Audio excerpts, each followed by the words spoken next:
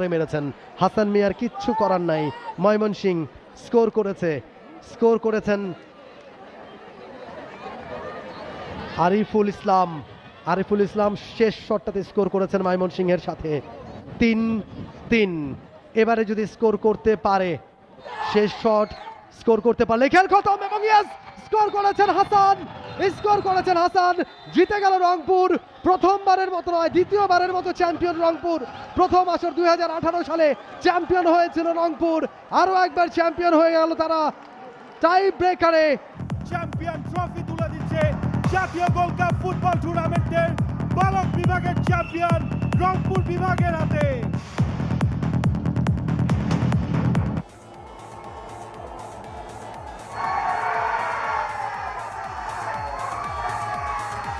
For more updates, subscribe to our YouTube channel and click on the bell icon. Follow us on Facebook.